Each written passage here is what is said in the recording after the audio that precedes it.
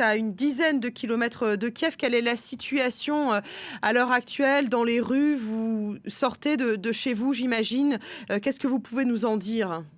Écoutez, moi, je me trouve à la campagne, donc c'est un endroit, voilà, calme, relativement calme. On a entendu quelques détonations, mais c'est très lointain. On s'est déplacé ici hier soir pour mettre en sécurité mes 3 enfants, nos 3 enfants, justement, puisque dans notre bah, à Kiev, ça commençait à devenir très dangereux. On a bien vu par la suite que dans la nuit, certains bâtiments civils même étaient victimes de bombardements ou de missiles.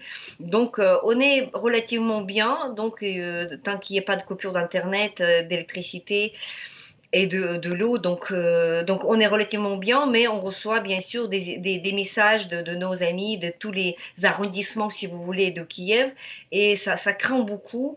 Ça craint beaucoup puisqu'il y a des batailles dans plusieurs arrondissements de Kiev en ce moment. La situation est très dynamique, ça change à chaque instant, donc difficile de. Après, c'est relayé par les médias, donc c'est difficile de dire à ce moment-là comment ça se termine.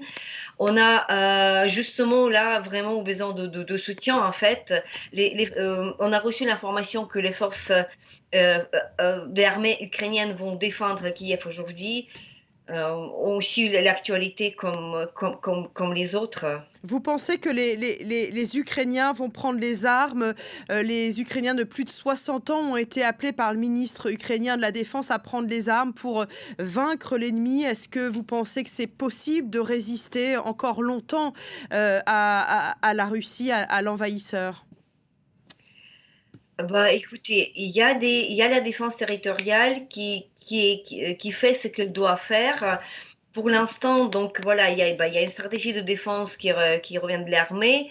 Ensuite, donc, bien sûr, il y aura des gens qui vont se battre. Après, les civils vont faire tout ce qu'ils peuvent pour sauvegarder leur vie, en se cachant dans les souterrains. Donc, je ne suis pas difficile de prévoir quoi que ce soit.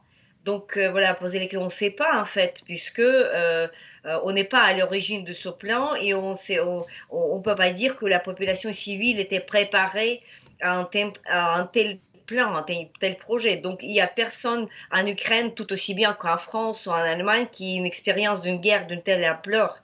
Donc, difficile de dire comment les événements vont se procéder. Mais c'est justement qu'à ce moment-là, on a besoin de calme, on a besoin de persévérer, on a besoin de confiance dans notre armée, dans notre défense territoriale, dans le pouvoir en place, quoi qu'il en soit. Et puis, on met tous les espoirs, aussi une grande partie de l'espoir dans les efforts que la communauté internationale puisse faire en ce moment. Donc, par les sanctions, que ça soit SWIFT, voilà, donc on peut discuter, que ça soit l'aide militaire, que ça soit la fermeture du ciel par les forces de l'OTAN, etc. Donc, il y a quand même beaucoup de choses qui peuvent être Vous faites appelez bien par les. sûr au soutien de la communauté internationale, on l'entend bien.